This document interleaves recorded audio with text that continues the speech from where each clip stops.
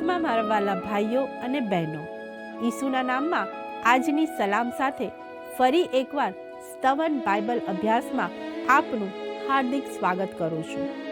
મિત્રો, આ દિવસોમાં આપણે બાઇબલની માર્ગદર્શિકા એટલે કે બાઇબલના વચનોનો અભ્યાસ કરતા પહેલા તેનો પરિચય મેળવી રહ્યા છીએ.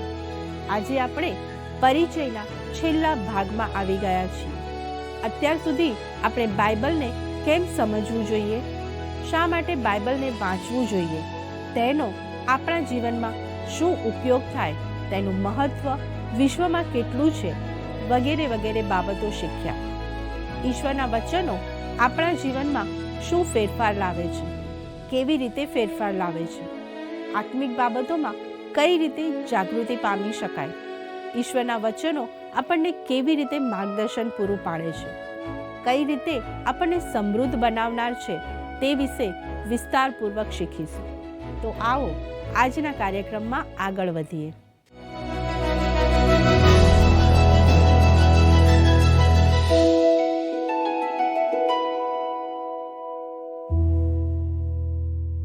પ્રિય મિત્રો, આજના અભ્યાસમાં આપણે શીખીશું કે ઈશ્વરનું વચન આત્મિક નવીનીકરણ લાવે છે. આત્મિક વ્યક્તિએ દરરોજ નવી તાજગી પામવી અનિવાર્ય છે અને તે માટે તેણે સંપૂર્ણપણે ઈશ્વર પર નિર્ભર રહેવું જોઈએ. ઈશ્વર પોતે માણસના નવીનીકરણની જોગવાઈ કરે છે, કારણ કે જે વ્યક્તિ ઈશ્વરના વચનના સત્ય દ્વારા તારણ પામે છે તે જ વચન દ્વારા પવિત્ર પણ થાય છે. દરેક વ્યક્તિની આત્મિક મજબૂતીનો આધાર પ્રભુના વચન પ્રત્યેના વિશ્વાસુપણા પર રહેલો છે. ખરેખર ઈશ્વરના વચનનો અભ્યાસ જ આત્મિક વૃદ્ધિ માટે ઈશ્વરે નિર્ધારિત કરેલો એકમાત્ર માર્ગ છે. યોહાન 17:17 જણાવે છે કે સત્યથી તેઓને પવિત્ર કર, તારું વચન સત્ય છે. વાલા મિત્રો, પવિત્ર શાસ્ત્રમાં ઈશ્વરના વચન માટે જે વિવિધ નામો વપરાયા છે તેનો ઊંડાણપૂર્વક અભ્યાસ કરવાથી આપણને સમજાય છે કે વિશ્વાસી વ્યક્તિના નવીનીકરણ માટે ઈશ્વર તે વચનનો ઉપયોગ કેવી રીતે કરવા માગે છે. પહેલું, ઈશ્વરનું વચન આપણી સાચી આત્મિક સ્થિતિને પ્રગટ કરનાર અરીસો છે. મિત્રો, યાકૂબ 1:23-25 કહે છે, કેમ કે જે કોઈ માણસ વચન પાળનાર નથી પણ કેવળ સાંભળનાર છે, તે પોતાનું સ્વાભાવિક મોં અરીસામાં જોનાર માણસના જેવો છે. કેમ કે તે પોતાને જુએ છે, પછી ત્યાંથી ખસી જાય છે, એટલે તે પોતે કેવો હતો એ તે તરત ભૂલી જાય છે. પણ જે છૂટાપણાના સંપૂર્ણ નિયમમાં નિહાળીને જુએ છે અને તેમાં રહે છે, જે સાંભળીને ભૂલી જનાર નહીં પણ કામ કરનાર થાય છે, તે જ માણસ પોતાના વ્યવહારમાં ધન્ય થશે. મિત્રો, જેમ અરીસો વ્યક્તિનો દેખાવ પ્રગટ કરે છે, તેવી જ રીતે પવિત્ર શાસ્ત્ર મનુષ્યના સાચા સ્વરૂપનું દર્શન કરાવે છે. તેમાં આપણે મનુષ્યનું હૃદય ઈશ્વરની દ્રષ્ટિમાં જેવું છે એવું જ પ્રતિબિંબિત થતું જોઈએ છીએ. ઈશ્વરના વચનમાં આપણને દૈહિક અને આત્મિક માણસનું સંપૂર્ણ ચિત્ર જોવા મળે છે. જ્યારે કોઈ વ્યક્તિ તેનો અભ્યાસ કરે છે ત્યારે તે સદીઓ પહેલાં થઈ ગયેલા પાત્રો જેવા કે આખાનનો લોભ, દાઉદનું પતન, એલિયાની નિરાશા, યાકૂબનો સ્વાર્થ, અનાનિયા અને સાફીરાનું જૂઠ, પિત્તરનો ઇનકાર, સાઉલનો અહંકાર અને શિષ્યોમાં જોવા મળતી ઈર્ષા કે અવિશ્વાસમાં પોતાના જ પાપી હૃદય અને સ્વૈચ્છિક જીવનનું પ્રતિબિંબ જુએ છે. અંતે બાઇબલ અંતરાત્મા પરના પડદાને દૂર કરી હૃદયના ગુપ્ત વિચારો અને હેતુઓને ખુલ્લા પાડે છે અને આપણે જેવા છીએ તેવા જ આપણી સમક્ષ રજૂ કરે છે. પરંતુ ઈશ્વરનું વચન ફક્ત આપણી ભૂલો બતાવીને અટકી જતું નથી, તે આપણને ઈસુ ખ્રિસ્તનું ઉત્તમ ઉદાહરણ પણ બતાવે છે. ઈશ્વર આપણને ઈસુ ખ્રિસ્ત દ્વારા પોતાનો મહિમા અને સાચું જ્ઞાન આપે છે. બાઇબલ આપણને એક પડકાર આપે છે કે આપણે આજે કેવા છીએ અને ઈશ્વરની મદદથી ભવિષ્યમાં આપણે કેવી રીતે પવિત્ર બની શકીએ છીએ. આ બંને પાસા જોયા પછી આપણે એ મુજબ જીવન જીવવાનું શરૂ કરવું જોઈએ. તેનો હેતુ એ છે કે આપણે માત્ર વચન સાંભળીને જ નહીં પણ તે પ્રમાણે ચાલીએ પણ ખરા, જેથી આપણું જીવન બદલાય અને આપણે ઈસુ ખ્રિસ્ત જેવા બની શકીએ. બીજું, વચન તો શુદ્ધ કરનાર અને તાજગી આપનાર પાણી છે. એફેસી 5:25-26 જણાવે છે, પતિઓ જેમ ખ્રિસ્તે મંડળી પર પ્રેમ રાખ્યો અને તેની ખાતર પોતાનું સ્વાર્પણ કર્યું, તેમ તમે પોતાની પત્ની પર પ્રેમ રાખો. એ સારું કે વચન વડે જળ સ્નાનથી શુદ્ધ કરીને ખ્રિસ્ત મંડળીને પવિત્ર કરે. વહાલા દર્શક મિત્રો, આ પાપી જગતમાં મુસાફર તરીકે જીવન જીવતા હોવાથી આપણે સતત પાપના સંપર્કમાં આવીએ છીએ. તેથી આપણને દરરોજ શુદ્ધિકરણની જરૂર રહે છે. આપણે ખ્રિસ્તના લોહી દ્વારા પાપમાંથી મુક્ત થયા હોવા છતાં રોજિંદા જીવનની શુદ્ધિ માટે બાઇબલના લેખિત વચનના જળ દ્વારા સ્નાન કરવાની જરૂર છે. એક વિશ્વાસી જીવનમાં ત્યારે જ નિર્મળ રહી શકે જ્યારે ઈશ્વરનું વચન તેના હૃદયમાં હોય અને તેના જીવનમાં તેનો અમલ થતો હોય. પાણી તાજગી પણ આપે છે. અગણિત વિશ્વાસીઓ સાક્ષી આપી શકે છે કે ઈશ્વરના વચન પરના શાંત મનન દ્વારા તેઓના આત્માનો થાક, મનની નિરાશા અને શરીરનો કંટાળો દૂર થાય છે. ત્રીજું, ઈશ્વરનું વચન એ પોષણ અને આનંદ આપનાર ખોરાક છે. વચન એ નવજાત બાળકો માટે દૂધ સમાન છે. તે આત્મિક રીતે પરિપક્વ વ્યક્તિ માટે ભારે ખોરાક છે અને આત્મિક મન ધરાવનારાઓ માટે તે મધ સમાન છે. પહેલો પિત્તર 2:2 જણાવે છે કે નવા જન્મેલા બાળકોની પેઠે નિષ્કપટ આત્મિક દૂધની ઈચ્છા રાખો. જે માણસ ઈશ્વરના વચનનો આહાર લે છે તે આત્મિક રીતે બળવાન બને છે, પરંતુ જે વ્યક્તિ તેની અવગણના કરે છે તેનો આત્મિક વિકાસ અટકી જાય છે. આપણી આત્મિક શક્તિ અને વૃદ્ધિનો સંપૂર્ણ આધાર આપણે કેવો આત્મિક ખોરાક લઈએ છીએ અને જીવનમાં તેનો કેટલો અમલ કરીએ છીએ તેના પર છે. જો કોઈ વ્યક્તિ આત્મિક રીતે અશક્ત કે નબળી જણાય તો તેનું મુખ્ય કારણ અપૂરતો આત્મિક આહાર જ હોય છે. ભલા દર્શક મિત્રો, જે વિશ્વાસીને પૂરતું આત્મિક પોષણ મળતું નથી તે તમામ પ્રકારના આત્મિક રોગોનો શિકાર બને છે. તે પરીક્ષણ સામે લડવાની શક્તિ ગુમાવે છે, ભૂલો પારખી શકતો નથી અને શૈતાનની કુયુક્તિઓ સામે અસુરક્ષિત બની જાય છે. તે વિશ્વાસમાં અસ્થિર રહે છે અને જગતની સામે નબળું જીવન જીવે છે, જેનાથી ઈશ્વરને મહિમા મળતો નથી. ક્યારેક વિશ્વાસી સેવકો પોતાનું આત્મિક સામર્થ્ય ગુમાવે છે કારણ કે તેઓ બાઇબલ વાંચવાનું ટાળે છે. તેને કારણે તેમનો સંદેશો પ્રભાવ વગરનો બની જાય છે. તેઓ ઈશ્વરના સત્યને બદલે પોતાની હોશિયારી વાપરવા લાગે છે, જેના પર ઈશ્વર કદી આશીર્વાદ આપતા નથી. સાચો બોધ માણસની ચતુરાઈમાં નહીં પણ પવિત્ર આત્માના સામર્થ્યમાં હોય છે. ચોથું, ઈશ્વરનું વચન તો માર્ગદર્શન આપનાર દીવો છે.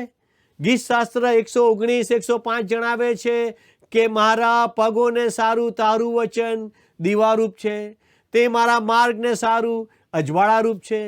વિશ્વાસી જીવનના માર્ગમાં ચારે બાજુ જોખમી ખાડાઓ અને શૈતાને બિછાવેલી ચતુરાઈ ભરી જાળ રહેલી છે. ગીતશાસ્ત્ર 119 અને 110 જણાવે છે કે દુષ્ટોએ મારે સારું પાસ નાખ્યો છે, તો પણ હું તારા શાસનો મૂકીને ભમી ગયો નથી. વહાલા મિત્રો, આત્મિક માર્ગને ઓળખવો અને તેના પર ચાલવું હંમેશા મુશ્કેલ હોય છે. આજે આગેવાનો પોતે ઈશ્વરના વચનથી વિરુદ્ધ માર્ગે ચાલે છે ત્યારે ઘણા વિશ્વાસીઓ મૂંઝવણમાં મુકાઈ જાય છે. કે સાચું ખ્રિસ્તી જીવન કેવી રીતે જીવવું. આવા જોખમી અને અંધકાર ભર્યા સમયમાં ઠોકર ખાધા વગર અને છેતરાયા વગર ચાલવા માટે આપણને માણસોના જ્ઞાનની નહીં પણ ઈશ્વરના વચનરૂપી અજવાળાની ખાસ જરૂર છે. વિશ્વાસી વ્યક્તિને માત્ર માર્ગ જાણવાની નહીં પણ દરેક પગલે સાચા માર્ગદર્શનની જરૂર હોય છે. જો ઈશ્વરનું વચન હૃદયમાં સંગ્રહ કરેલું હોય અને જીવનમાં તેનો અમલ કરવામાં આવે તો ઠોકર ખાવાની જરૂર પડતી નથી. વચનને આધીન રહેવાથી તેનું દરેક પગલું ઈશ્વરની ઈચ્છા અને તેના માર્ગો મુજબ સુરક્ષિત રીતે આગળ વધે છે. ગીતશાસ્ત્ર 119:133 જણાવે છે, તારા વચન પ્રમાણે મારી પાસે ડગલા ભરાવ અને કોઈ પણ અન્યાયને મારા પર ધણીપણું કરવા ન દે. દરેક વિશ્વાસી વ્યક્તિને સંપૂર્ણ બનાવવા માટે જે શિક્ષણ, બોધ, ચેતવણી, સુધારો અને માર્ગદર્શનની જરૂર હોય છે તે બધું જ પવિત્ર શાસ્ત્ર બાઇબલમાં મળી રહે છે. બીજો તિમોથી 3:16-17 કહે છે, દરેક શાસ્ત્ર ઈશ્વર પ્રેરિત છે.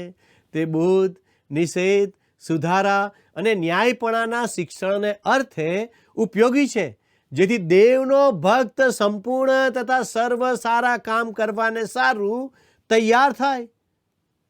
પાંચમું, ઈશ્વરનું વચન સમૃદ્ધ કરનારું વચન છે. ગીતશાસ્ત્ર 119:162 કહે છે, મોટી લૂંટ મેળવનારની પેઠે તારા વચનથી મને આનંદ થાય છે. વિશ્વાસી જીવનમાં આત્મિક સામર્થ્ય સતત વપરાય છે અને આપણી આસપાસનું વાતાવરણ આપણને નિર્બળ બનાવે છે. તેથી આપણને રોજે રોજ નવા સામર્થ્યની જરૂર પડે છે. પ્રભુ ઈસુમાં જ્ઞાન, બુદ્ધિ અને કૃપાનો અખૂટ ભંડાર ભરેલો છે. તેમનામાં કૃપા અને મહિમાની અખૂટ સંપત્તિ રહેલી છે. પવિત્ર આત્મા બાઇબલના વચનો દ્વારા આ આત્મિક સંપત્તિના દ્વાર આપણા માટે ખોલે છે, જેથી ઈશ્વરે આપણને જે આશીર્વાદો આપ્યા છે તેનો આપણે પૂરો આનંદ માણી શકીએ અને આત્મિક રીતે સમૃદ્ધ બની શકીએ. છઠ્ઠું, ઈશ્વરનું વચન આપણને પારખનાર અને ન્યાય કરનાર છે. હિબ્રુ 4:12 કહે છે, કેમ કે દેવનો શબ્દ જીવંત, સમર્થ તથા બેધારી તલવાર કરતાં પણ વિશેષ તીક્ષ્ણ છે. તે જીવ તથા આત્માને અને સાંધા તથા મજ્જાને જુદા પાડે એટલે સુધી વિંધનારો છે અને હૃદયના વિચારોને તથા ભાવનાઓને પારખનાર છે.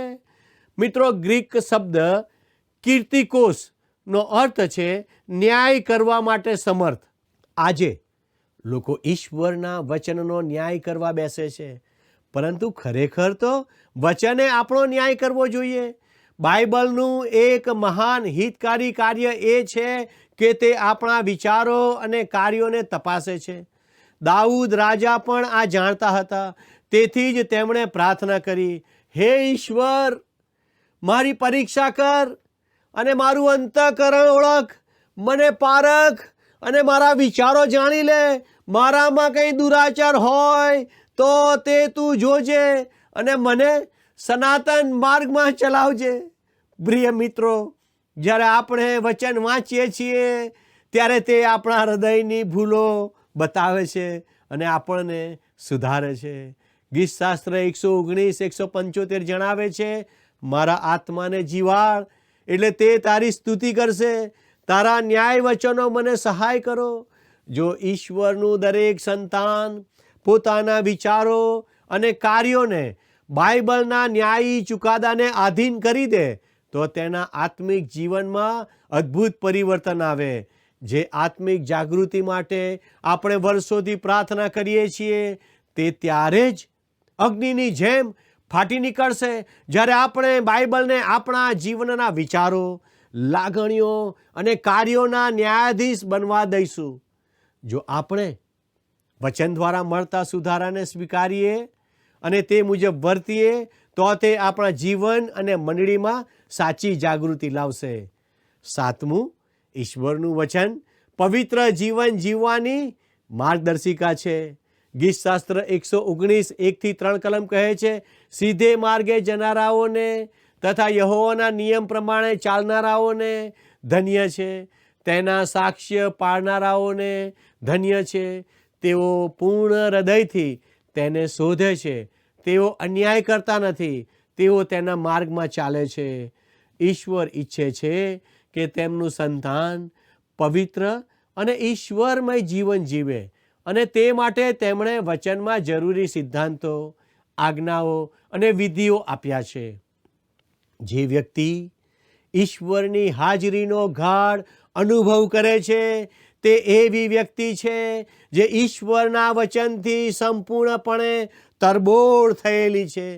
સાચું ખ્રિસ્તીમય જીવન જીવવા માટે માત્ર બાઇબલ જાણવું પૂરતું નથી, પરંતુ વચન મુજબ જીવવા માટે પોતાનું સંપૂર્ણ સમર્પણ કરવું જરૂરી છે. 8, ઈશ્વરનું વચન એક શસ્ત્ર છે. એફેસી 6:17 કહે છે, વળી તારણનો ટોપ પહેરો તથા આત્માની તલવાર જે દેવનું વચન છે તે લો.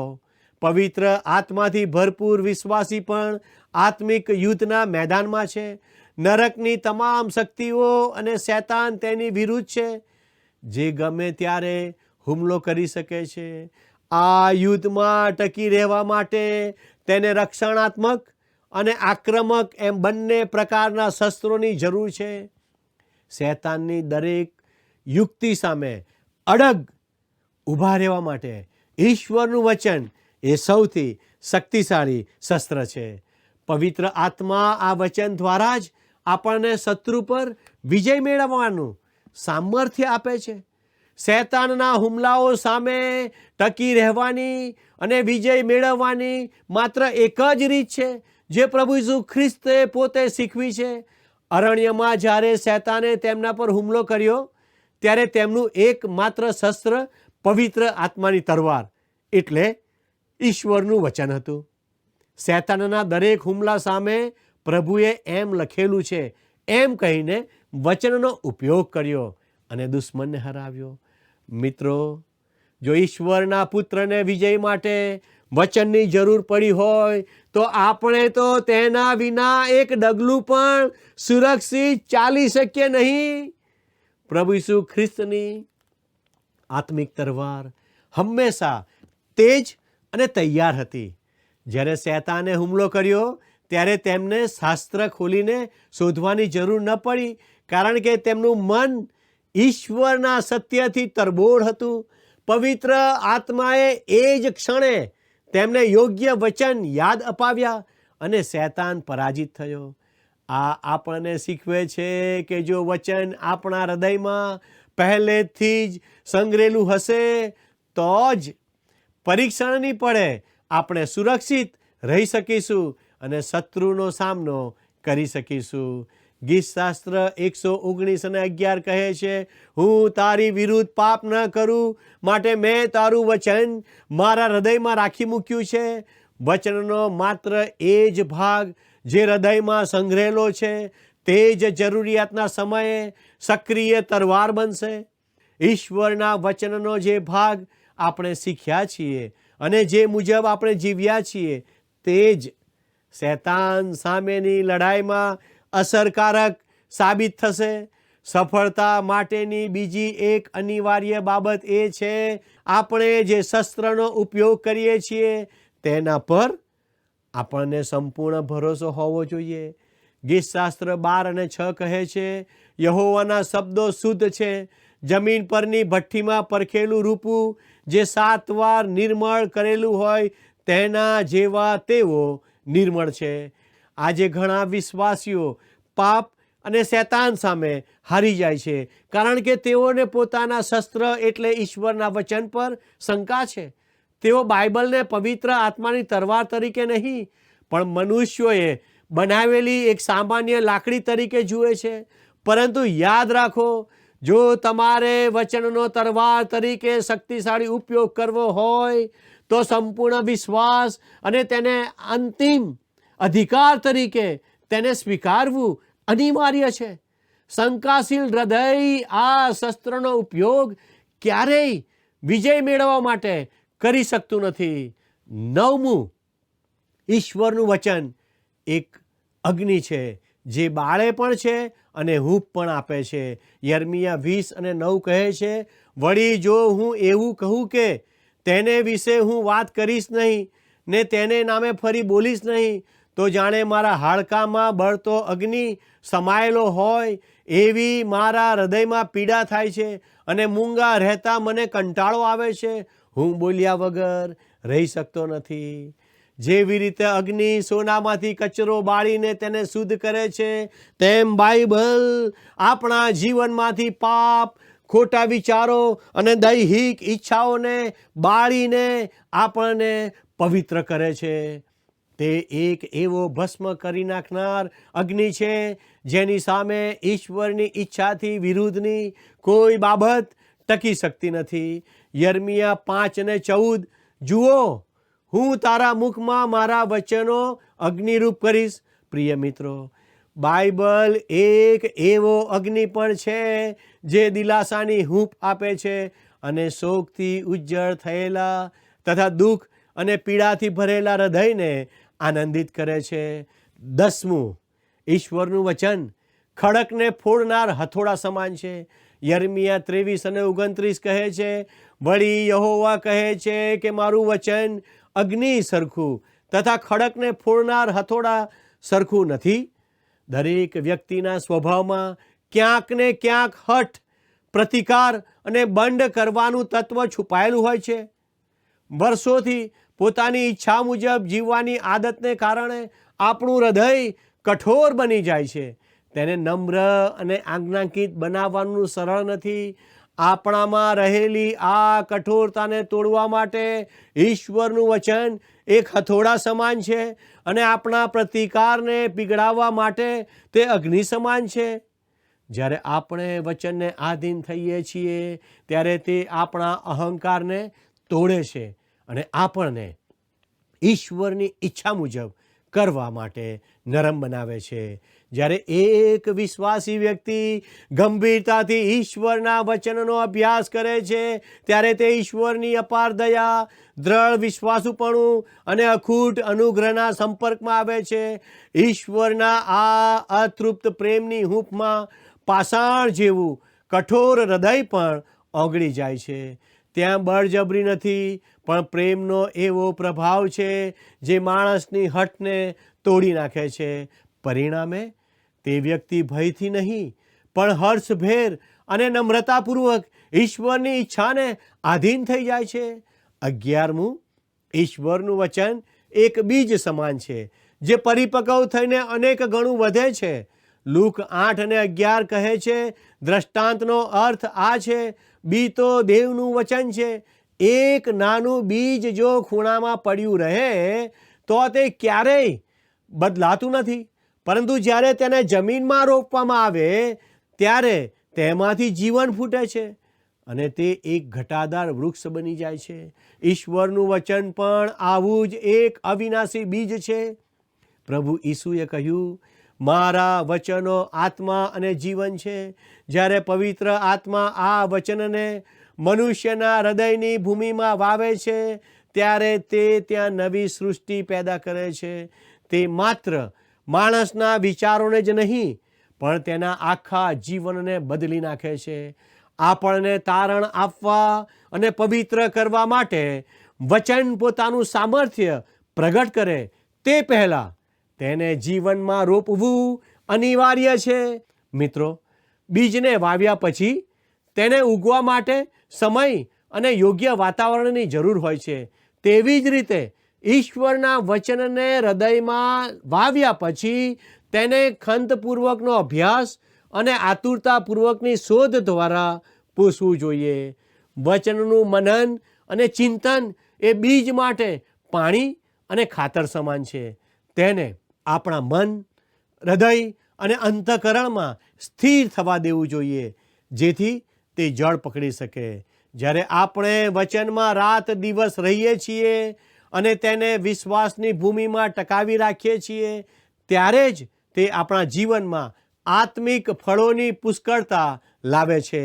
ગીતશાસ્ત્ર 119 અને 97, હું તારા નિયમ પર કેટલો બધો પ્રેમ રાખું છું, આખો દિવસ તેનું જ મનન કરું છું. પ્રિય મિત્રો, હૃદયની ઉદાસીનતા, અંતઃકરણની કઠોરતા, ઈચ્છા શક્તિની નબળાઈ, સાક્ષીમાં નિર્બળતા, ઈશ્વર ભક્તિમાં આનંદનો અભાવ, સેવામાં નિષ્ફળતા અને પ્રાર્થનામાં સામર્થ્યહીનતા, આ બધું જ માત્ર એક જ બાબત તરફ દોરી જાય છે: ઈશ્વરના વચન પ્રત્યેનું અજ્ઞાન અને તેની અવગણના.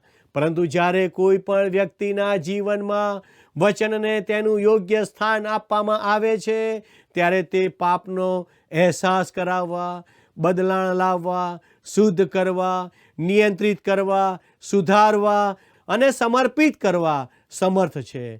તે એક એવા બીબા સમાન છે જે જીવનને ખ્રિસ્ત ઈસુના સ્વરૂપ જેવી નિરંતર વધતી જતી સમાનતામાં ઢાળે છે.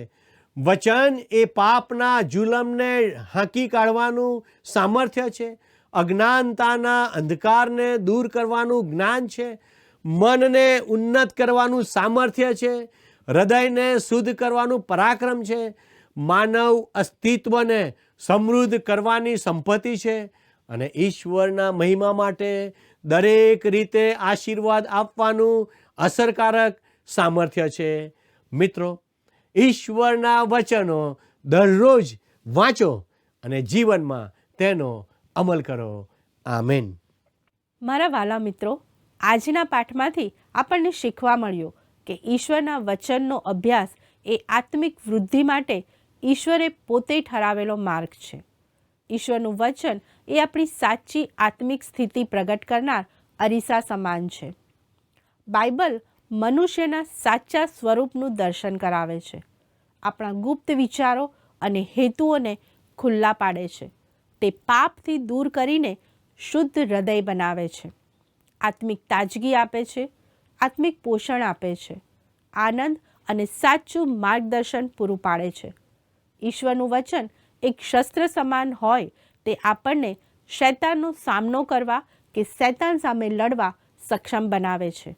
તે આપણું જિદ્દીપણું, હઠીલાઈ, નકારાત્મકતા, બળવાખોરી, અભિમાન, ગુસ્સો વગેરે બાબતોને તોડી નાખનાર હથોડા સમાન છે. વચન ઉત્તમ બીજ સમાન છે જે સારું ફળ આપે છે. મિત્રો, ઈશ્વરના વચનો એટલા મીઠા છે કે જે કોઈ તેને પોતાનો ખોરાક તરીકે પસંદ કરે છે તે બધાને ઈશ્વર નવું જીવન અને સામર્થ્ય પૂરું પાડે છે. તમે પણ તેનો અનુભવ કરી શકો છો. મિત્રો, આજનો પ્રશ્ન છે: ઈશ્વરનું વચન આપણા જીવનમાં શું લાવે છે? એ. સંઘર્ષ, બી. આત્મિક તાજગી, સી. સંતોષ, ડી. નવા વિચારો. મિત્રો, ગત પ્રશ્નનો જવાબ છે એ. બાઇબલના વચનોનું મનન કરવું. અમારો સંપર્ક નંબર છે 94 29 37 56 10. આભાર. શું તમને આ કાર્યક્રમ ગમ્યો? અત્યારે જ અમને મિસ કોલ કરો.